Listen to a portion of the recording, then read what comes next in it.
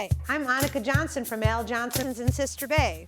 I hope you enjoy my new video series called Door County Girl. These are stories of my life, the people and places that I love, and of course how we all survive here in northern Wisconsin. You can come back as often as you like, but don't forget to subscribe to Al's YouTube channel. I'll be posting lots of really cool new videos. So let's go.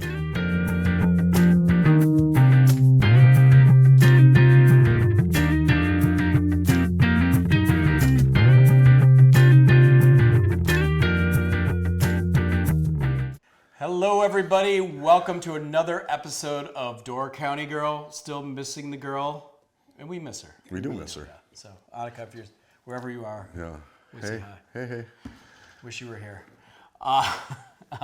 So I'm excited for today because I love hearing about Rolf's camping experiences. Rolf would probably camp out all summer. Oh, I if you would could, easily. All winter too. So he's bringing one of his classic camp recipes. I know we promised this a while ago. We should do it at the campsite. You know, I know, yeah, we should really be sitting over a fire somewhere. and all that. Cast iron kettle, telling stories. Get the guitar out.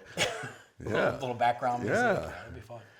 Now you got me wishing we were camping here. But so he's gonna make. Well, you tell me. Well, this is a butter bean soup that I make, and I like it because everything you bring with you is small. So if you want to season your water, which you don't always have to, I carry these packets with me. You buy these in the store. You like this stuff, this Goya. Yeah, the Sazon Goya stuff. It's you just pump it. You could gives add a it to little the most something. obscure meal, and it'll pump it up. Yeah.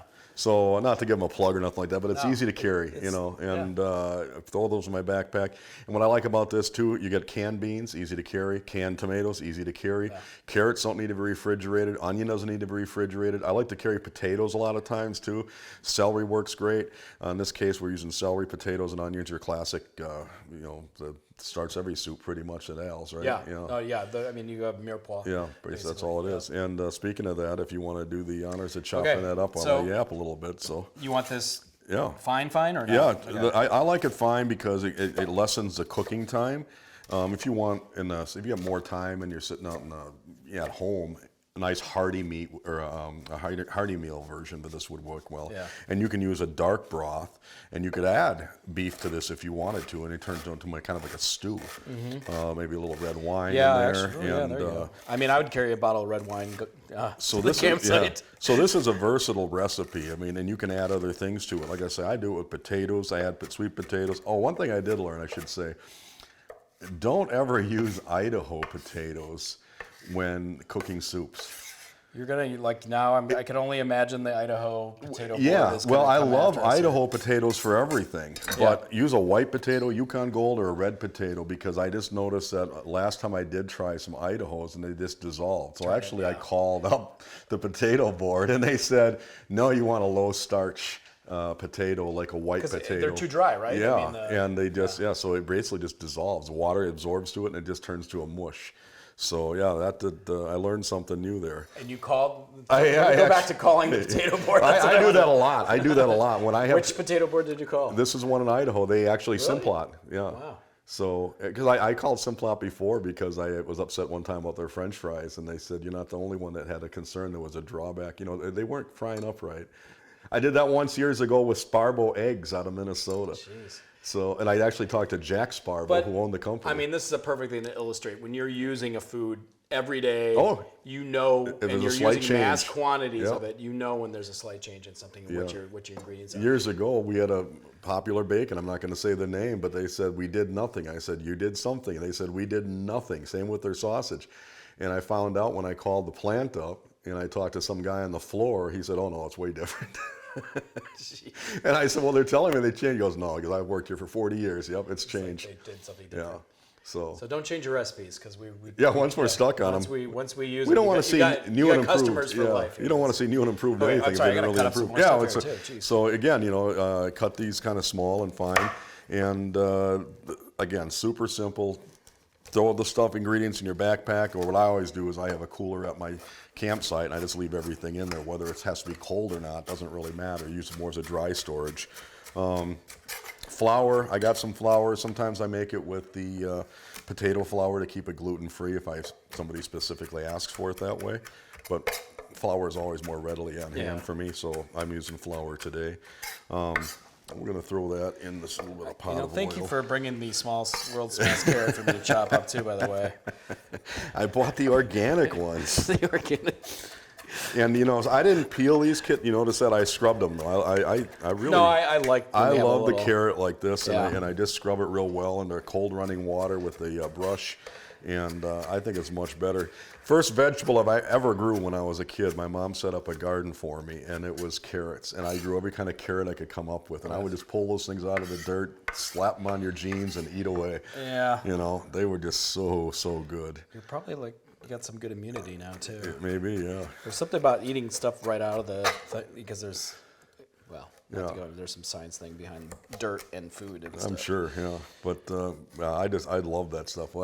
She was growing flowers, and she gave me a little plot, but potatoes, carrots. So you grew all these as you were a kid? When I was a kid, yeah. And the garden is still there, but my mom's let it grow over now. It's full of grapevines and everything else. But I always think I call it still the vegetable garden for me. The vegetable. If I dug around in there, maybe something's in there still. Yeah, I'm pretty fortunate. My mother-in-law does a lot of gardening also. I mean, she's a farm girl from California, sure. So she takes the kids out and they can sort of see. I think it's nice for kids to see they just not magically show up in a grocery store. You see where it comes from, and they actually sort of the effort and the time that it takes to do stuff like that. I think it's sort of a neat thing. It's like, where do you get your milk from? Yeah. The grocery store. But where? I don't know. Where do they get it from? A cow? Get out of here. Yeah, really. That's not what they're for. Where did the chocolate cows come from? Well, it reminds me of my Greg. Where does dragon milk come from? I have no clue. No? Short-legged cows. Dragon milk. That I might have to remember that one. That's a. I didn't tell you my latest dad joke. No. So I used to date this girl, and she had a. Oh, jeez, I'm going to go ruin the joke here. Which is funny in itself. Yeah, exactly. So I dated this girl, and she had, she had a lazy eye, and I had to break up with her because I was always wondering who she was seeing on the side. Okay, so here's the next question. Do you like the little frondy pieces cut up into it? Does it matter? It doesn't matter to me. I like them. I do. Think they don't. In fact, if I make this at home, I include those, but I also throw some parsley in there. I mean, I'm not cutting all of them up. No, and that just looks like, to me, it's like flat parsley. Yeah. Okay, does that look good? Yep, perfect. Okay. So we're going to throw this in this pot that's got some oil in it.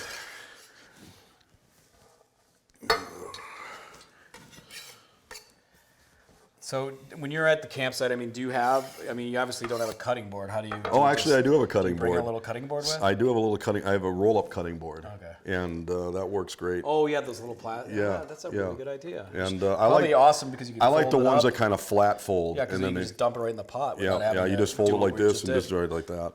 Yeah. And what's nice about those too is they wash really easily. And I've made this before just with Lake Michigan water right out of the lake because you're boiling the water anyway. Yeah. I run it through a straw filter, and then I just put it in there. Okay. But so you don't have to carry your own water, and most of the time, most places you don't have to. Yeah.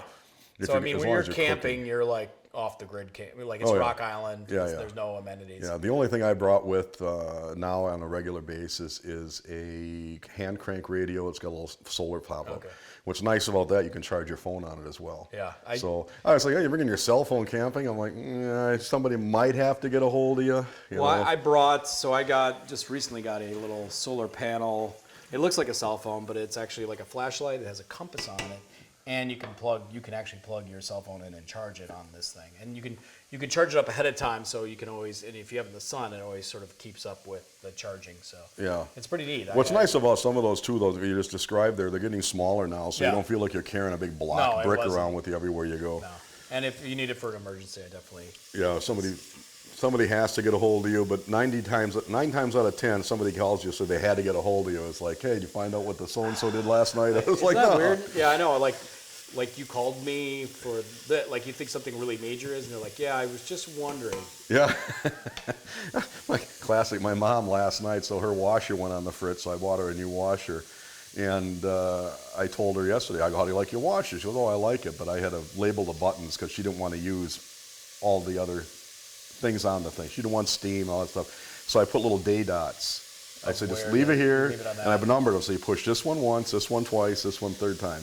And I told her 2 days ago, I said, by the way, that's an Electrolux, which is a Swedish company. Yeah. Well, then she called my sister, and my sister's like, what is it, Mom? I'm in the middle of something. She goes, I just wanted to tell you I have a Swedish washer now. So, yeah, she loves that. She loves, I think is it A.G. Ericsson? I forget which, but another Swedish company. She calls up, and Swedes invented the zipper. Did you know that? Actually, if you look at all the inventions that Swedish people have come up with, it is mind-blowing. Like all the stuff that is like super smart and like things that we use regularly. Yeah. I mean, my favorite thing I was telling my son is not that the Danish company that invented Bluetooth. Right. That Bluetooth is actually named after the Viking Bluetooth. Oh, I think I did read that somewhere. The symbol for Bluetooth is actually his rune name in the symbol. Really? Yeah, that's where that all came from. Huh. I think it was a Danish company that invented that, because he was a Danish Viking. As of lately, my kid, he's been into ruin-style tattoos. You have a tattoo now? You haven't seen him? No. Yeah, he's got a couple of them, and they're going towards the Viking ruins theme, you know. Yeah. But I should say, you might see a kid with a Bluetooth one on there, like you would never know. Oh, that's from ancient Viking days. No, it isn't. Yeah. It's from my cell phone. You know. Everybody's carrying it around with Yeah. I didn't realize. Yeah. So anyway, what we're doing, I'm just doing the saute just to soften up because it speeds everything up, right? Yeah. And then I would, if I was to do potatoes, I would cut them petite, like small like that. Mm-hmm. And then I would add those last because those would cook relatively quick as well. And then, so once this thing gets going like this, then we're going to add the flour to it. We're just making a little bit of a thickening roux.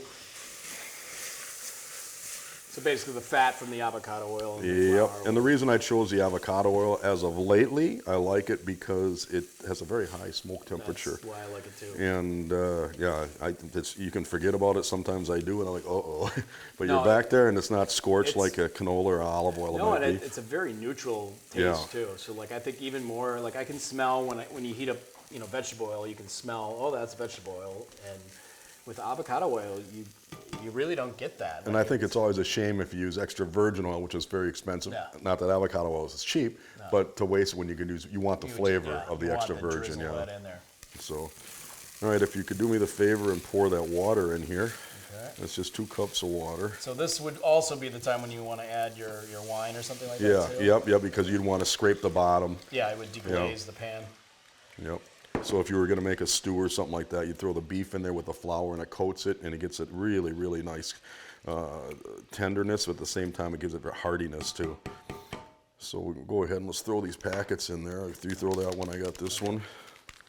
And these are optional. I've skipped it. And I really love this idea though, because you're adding flavor for what you're carrying, where it takes like nothing to carry on. yeah, this is they weigh nothing. You can put them all in your pocket and go, oh yeah, I got these. It takes less space than a dollar bill. And it's not like you got a bunch of weird stuff in here. I mean, it's all just sort of like Dehydrated this and that, concentrated, dehydrated things. And then the option here is I got some salt and pepper I'm going to grab. If you want to add salt and pepper, I just do it to the bowl as I eat it. Yeah. So I'm going to wait till this comes to a little boil here, and then we're going to add the other ingredients, and you let it simmer for 5-10 minutes, and you got soup. So if you're sitting on a campfire, I mean, you know how hot a fire can get. Yeah. And you can have soup in under half an hour, so.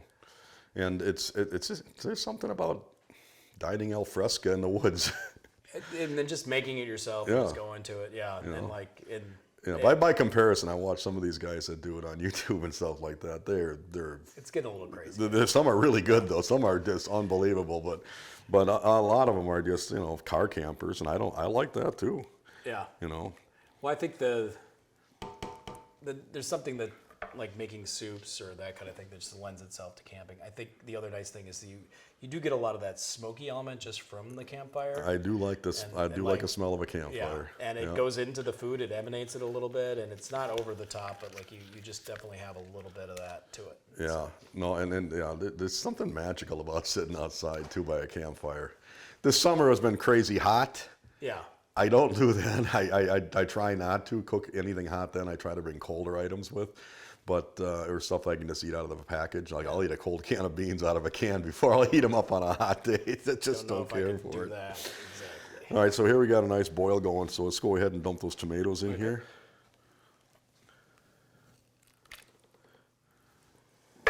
And the beans. And now we're just waiting for it to get hot.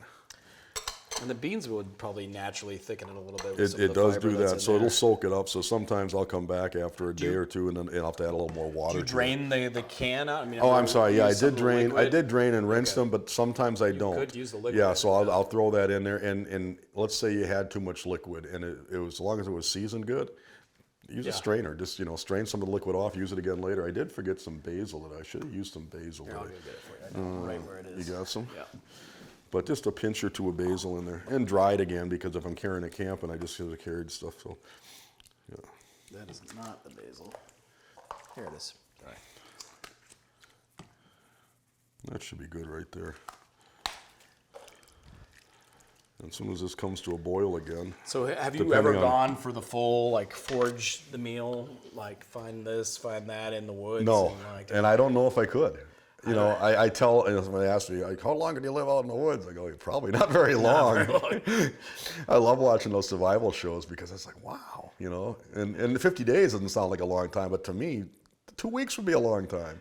Yeah, no, I definitely couldn't do it. It would be, I would, just the eating thing, unless I could catch fish or something like that. Right, and you got to have a rock iron or cast iron stomach, because you're going to be eating stuff that you wouldn't normally want. Well, and hopefully you'd keep some of it, because you'd probably try and utilize as much of the, like I'd be cooking the fish head in water in the stock. I'd have a tough go if I wanted to stay vegetarian, but I couldn't. You just couldn't. It'd be tough. Yeah. I mean, you're not just going to find high protein vegetable items lying around. I'm going to dump this. I think we can use these for our little bowls. Yeah, do that. It's getting there right now. The veggies might be a little al dente yet, but that's all right. I'm fine with that. I actually like it a little. Do you need a little spoon? Yes, please. We'll get a little salt on there. Sorry, lack of a ladle. I'm going to use this really difficult spoon to use. And do some pepper in there. You know what else I'll carry with me sometimes, although you got to carry it in a liquid form, is Bragg's amino acids. I've talked about those before. Yeah. I like those too. Well, I mean, here's the thing. You can make a nice drink out of those. Yeah, hot if drink. you are like, I just don't have time. I'm tired. We got into the campsite late. I just got the tent up. I don't want to be messing around. Like any of those like packets and just some heated up water that is safe to drink, you're sort of ready to go. Yeah. Like at least it has that comforting. Yeah, it's even outdoes a boiled cup of coffee, because that would take too long too. Yeah. And then there's too much cleanup. This is, you open the packet, you drink it, we're good to go. Yeah, my wife's mastered the camp coffee with the percolator. Oh, really? Yeah.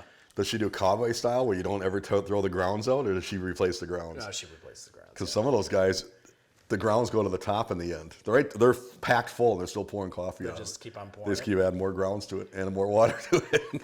Well, I mean, if I had a limited supply, then I would do that. But she even has the special filter that goes on top of the percolator, so it's easier to clean, which I do recommend, because it's I brought forks instead of spoons here.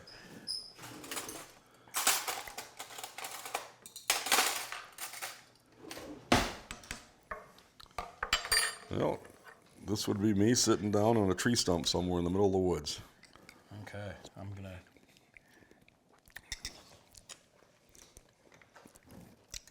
Super simple. Yeah, really good. Takes no time almost. I just love. I do love the al dente, because you get the flavor of the vegetables. It's not all sort of leached out into things. And again, like I say, potato in here, even a sweet potato or something like that. Mm-hmm. Different root vegetables go well in here. Yeah. Parsnips would go in here. Rutabaga would go good in here. Yeah. All those.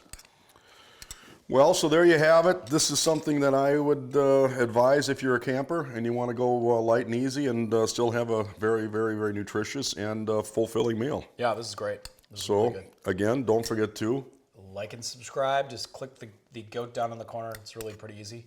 And you don't even have to do anything after that, and they'll send you an email letting you know when a new video posts.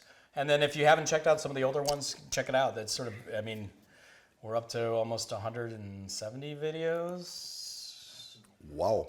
What's that? 175. So, I mean, that's crazy in my mind that it's been 2+ years of this now that we've been doing the videos. So Yeah, and we love you guys out there Yeah. for watching it, and then we love the comments. And, you know, negative, positive. I like the positive ones better, but obviously we can always learn something. comment your favorite cooking, your favorite camp meal. That Honestly, you have. yeah, give That'd be something fun. these simple recipes a try. I think you'll like them. Yeah. So, Okay, hey-do. hey to everybody. I use baby butter beans. I prefer over regular butter beans. Thanks for watching Door County Girl. Don't forget to subscribe, and we will see you next time.